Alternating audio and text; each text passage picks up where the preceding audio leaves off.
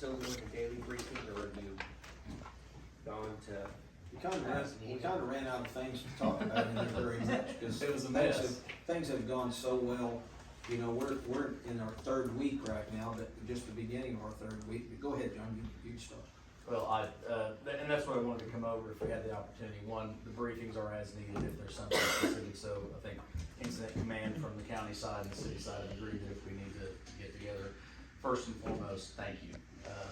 We could not have walked through this journey without Rogers County, and specifically Commissioner Delosier and I. From the first moment we walked into that room in the back of this that morning, we looked at each other, so there's no egos, there's nothing here. It's all about getting these communities put back together. And we've been lockstep ever since, and we couldn't have done it without the cooperation of you all and the leadership of Commissioner Delosier and taking care of his folks and our folks. So thank you for that. This obviously was a tremendous event. 2 weeks ago, I call it May 25th and a half, Missy, just so we're clear, because it was so late in the day. But our latest update is we were told probably 3 to 4 weeks out just to get distribution back up so we can get to our feeder lines. We had distribution up by 10:30 Friday night, and as of yesterday, 2 weeks out, we are 100% restored capability to provide power to everybody in the city and on our power grid. Now, that does not mean that everybody has power. There are businesses, facilities, and houses that have substantial damage. They need electricians on the private side. We've worked with some local charities and a church to try to find them some resources. We can't legally pay for some of that stuff as much as I'd like to, but I think with the recovery and restoration and what we're gonna be going through with FEMA over the next 2 years, I'm gonna have every federal auditor crawling inside and outside of City Hall, so I'd rather just do it the right way. So we partnered up with a bank and we're working with another bank to help fund some of those things.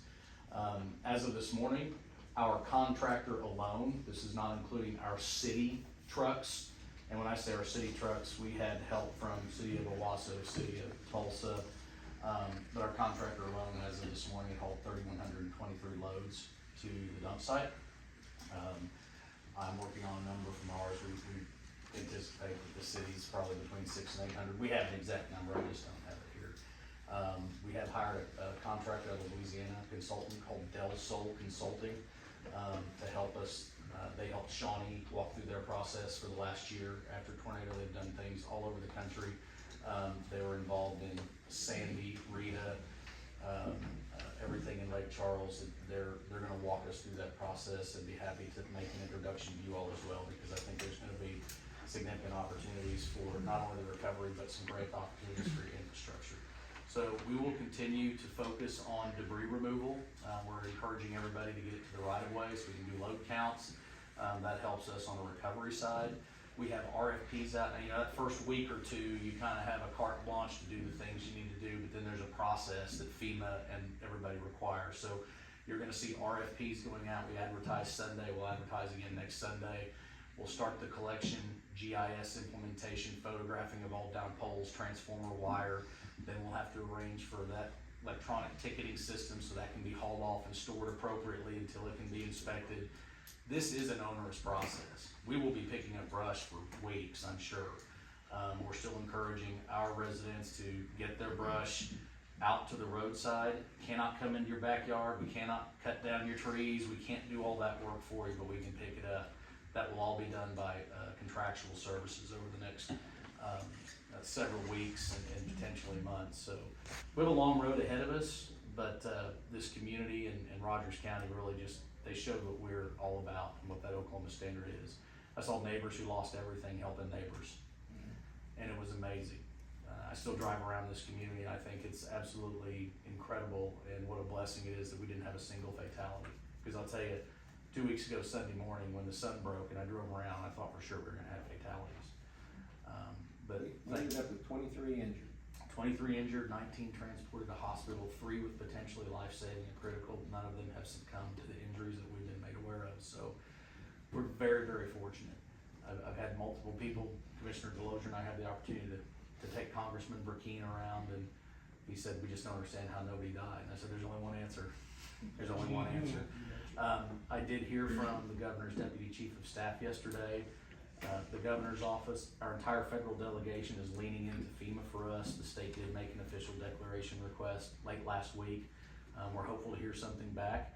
as soon as they do that for our area and tie that in, that means that our folks inside the city as well as your folks in the county can finally start getting some access to that personal assistance, which is badly needed for folks that lost groceries and fuel. And so we've been really pushing, and we're hopeful to hear something on that today. So as soon as we know, you guys will know, we'll make sure that, I mean, Diana's tied into everything as well.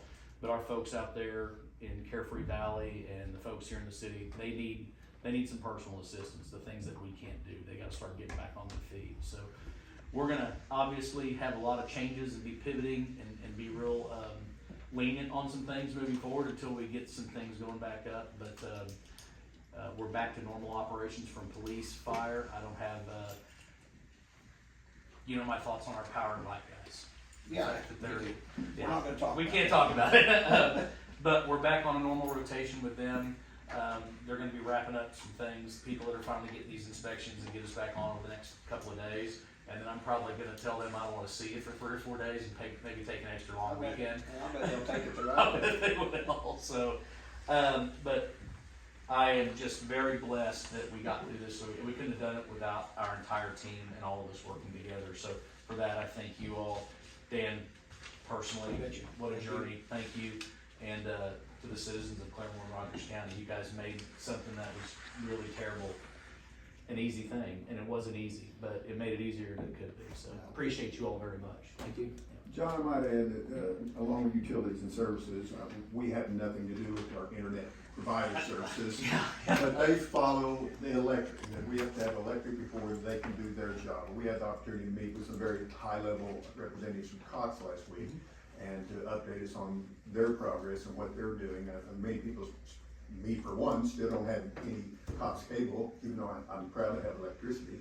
But they are making progress also restoring internet connections as we speak. Yes, thank you, Commissioner. We're getting a lot of calls on that as well. And I mean, even today, sitting here, I had a voicemail from somebody that said, well, there's a pull down with it. That's why they're working it. I spoke with Roger Ramsire last week as well and got an opportunity to see him Friday evening. And so I know that both AT&T and Cox are doing everything they can to get everybody back up. The miles and miles and miles of fiber, electric line, and cable and wire is just outstanding. And it's incredible to see it all still laying there. I promise you, so you all know, and if you get asked, we're not leaving it there intentionally. It's for documentation and GIS purposes. We will get it. I assume once we tell the scrappers they can have at it, this town will be cleaned up.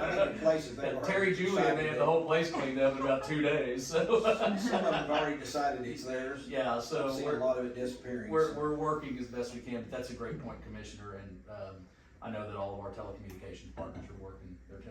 We're real fortunate that none of our sanitary sewer or potable water was displaced, so we've always had there were some water lines broken. If you hear discolored water, some natural gas, so getting on those things. But again, we're so blessed. We're weeks ahead of where anybody thought we would be, and we're just very fortunate for that. So, and we'll look for one heck of a bonfire when this thing's all said and done up north. I have to stay away from it a mile. That's right. Thank you all again. We appreciate everything you guys done. Working with John has been an honor. I've, we've worked quite a bit just in the last 2 weeks. We worked together a lot. In fact, I was beginning to think I lived with him by that time. So. I thought I was going to move in if I didn't get my power back. Definitely the truth. But like he said, out in Carefree Valley, there was a group out there this weekend. I went out and there was 100 people in there with 10 skid steers working, and they've cleaned it up. Most of the people have mowed their yards out there now, and before you couldn't have. There was no way you could do anything on there. They've really cleaned up a lot. Maybe a few people called and they picked up stuff that they shouldn't have.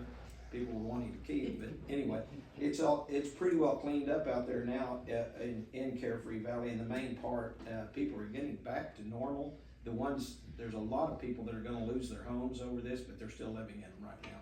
They've got their electric back on, and you don't see them late in the evening anymore. I'm out there too much. But they're pretty well living back in their homes in a lot of places. They tore 3 houses down during the weekend and brought a bunch of dumpsters in there and hauled it all off. So they've cleaned a bunch of theirs up themselves.